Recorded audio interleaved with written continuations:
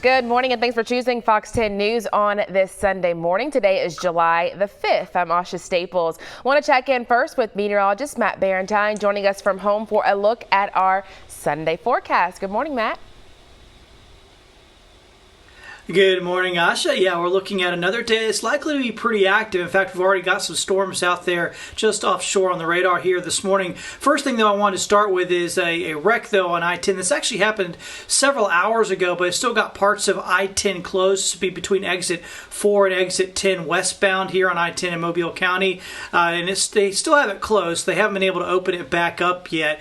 So something to be aware of. If you have to take that route to head over to Mississippi, you're going to need to go off on Highway 90 to get by this. So just something to be aware of. It happened several hours ago, but it's still causing issues. Temperatures this morning in the 70s, so it's a nice, mild, and muggy start. That's not a surprise. Let's hit the radar. There are some showers and storms basically over in the Panhandle. Most of these are offshore, and the bulk of them will stay just offshore, but it looks like over in Okaloosa County, things are going to be active for the next couple of hours as these storms roll right down along the coast. So there are a few showers and storms out there here this morning right along the coast, mainly in the Panhandle. Now, the Futurecast shows a few more of those along the coastline here this morning, so something to be aware of in coastal areas. By noontime, some of those beginning to work their way inland, and we'll start to see more scattered showers and storms inland here as the day wears along. So kind of similar to what we had yesterday. Very similar sort of setup here for our Sunday. So expect some rain. If you're along the coast, you could get it this morning. If you're more inland north of I-10, it's going to be more into the afternoon when you'll see the showers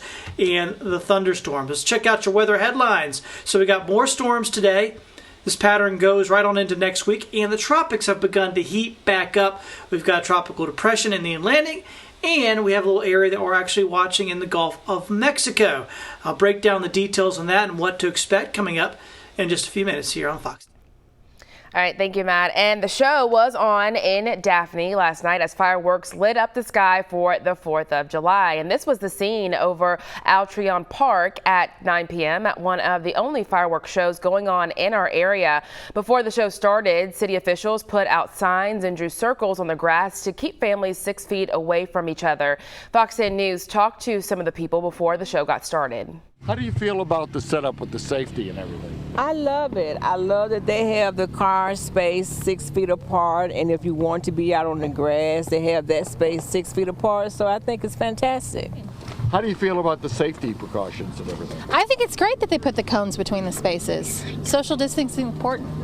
Feel pretty safe out Yeah, here? absolutely. Cool. Yeah. I love it. Y'all looking forward to the show? Yes. He has some cool hair, and the show lasted about a half an hour. Mobile was among the cities canceling its fireworks shows because of COVID-19 concerns. And no stopping the 4th of July celebrations in Magnolia Springs either. Senate candidate and former Attorney General Jeff Sessions even showing up for all the excitement. And Sessions talking to us about how important it is to take the COVID-19 pandemic seriously and tough it out until we have a vaccine. We are seeing more cases. Deaths haven't surged much.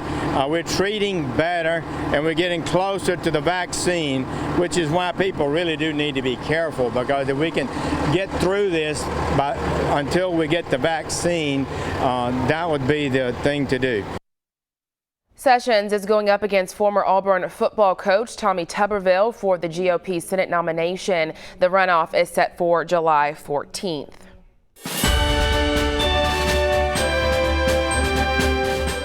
Rapper Kanye West says he's running for president this year. The rapper taking his announcement to Twitter yesterday. He writes that it's time to realize the promise of America. West says he wants to build the nation's future by trusting God and unifying a vision. You may remember he had mentioned wanting to run for president during the 2015 MTV Video Music Awards.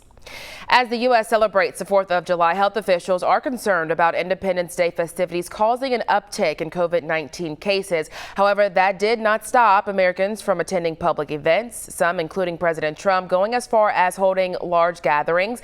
Fox News correspondent Mark Meredith has more from the White House. This holiday weekend, the coronavirus pandemic remains top of mind for many Americans. In New York, officials honored those lost with a moment of silence at the 9/11 memorial in Lower Manhattan. The Memorial Plaza reopened Saturday after nearly 4 months of being shut down due to the pandemic. New York Mayor Bill de Blasio, former Mayor Michael Bloomberg, and Senator Chuck Schumer were among those in attendance. This is what community looks like. In Pittsburgh, politics didn't take a holiday. Trump supporters took part in a boat parade. Organizers say it was their way of celebrating the president, law enforcement, and first responders. I don't care if you vote for Biden, whoever the other running mate is, that is your prerogative, and I'll still be your friend.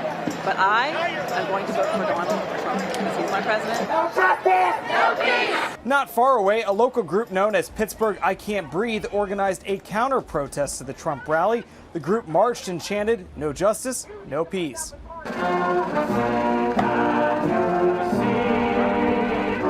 At the White House, President Trump held his second Salute to America celebration. The event, featuring an impressive military flyover, honored service members from generations past and present. The president also reminding Americans the country remains strong, even amid multiple crises. We will never allow an angry mob to tear down our statues, erase our history, indoctrinate our children, or trample on our freedoms. Thousands of people flocked to the National Mall to witness D.C.'s annual fireworks display. Fewer people turned out this year, though, as health officials had warned large gatherings put Americans at risk for contracting COVID-19. The White House encouraged guests to practice social distancing out on the South Lawn, and a number of guests could be spotted wearing masks during the event. At the White House, Mark Meredith, Fox News. And as President Trump addressed the nation, he doubled down on a speech he delivered a day earlier at Mount Rushmore, South Dakota, focusing his Independence Day remarks on the cultural divisions among Americans, the coronavirus pandemic, and protests over the national reckoning on racism in America. We will never allow an angry mob to tear down our statues, erase our history, indoctrinate our children, or trample on our freedoms. We've made a lot of progress. Our strategy is moving along well. It goes out in one area and rears back its ugly face in another area. But we've learned a lot. We've learned how to put out the flame. President Trump also announcing that a vaccine for the coronavirus should be completed, quote, long before the end of the year. And President Trump also signing legislation that extends the deadline for businesses to apply for a loan under the federal Paycheck Protection Program. Hours before it was set to expire on June 30th, Congress passed the bill, sending it to the president's desk. PPP was established in March as a part of the coronavirus relief bill. Since then, more than 4.8 million small businesses applied for $520 billion in potentially forgivable loans. Officials say there is $130 million left of the loans, and the deadline to apply for the program is now August 8th. New daily coronavirus records in 2 states trying to balance between being safe and being open for business. Both Florida and Texas breaking records for COVID-19 cases. Florida reporting more than 11,000 and Texas reporting 8,258 new cases in the last 24 hours. The World Health Organization is urging countries to close businesses if more than 5% of test results come back positive. Both states have positive rates more than double that threshold. Florida Governor Ron DeSantis saying he won't close businesses again nor mandate face coverings. Texas Governor Greg Abbott ordered bar closings and reduced capacity at restaurants and mask wearing in counties with 20 or more cases. So here's a look at Clearwater Beach in Florida for the 4th of July. Both Clearwater and Daytona Beach saw large crowds, and many hotels in Florida reported they are sold out this weekend. Is getting very, very serious, and we need to take serious steps. I don't know if you know this, but I had a meeting with all the hospitals. The ICUs are filling up. Health experts believe the lack of social distancing and wearing masks is the reason for the spike in cases. Lawmakers believe that opening states too soon is also to blame. Florida State Representative sent a letter to Governor Ron DeSantis asking him to issue a statewide mask mandate to stop the spread of the virus. Pensacola already enforcing masks inside of businesses. And the city of Mobile and parts of Mobile County enforcing a similar ordinance this weekend. The city's mask mandate now in effect for the next 30 days. Children 10 years of age and under are exempt as well as people with medical issues who may have trouble breathing with a face mask on.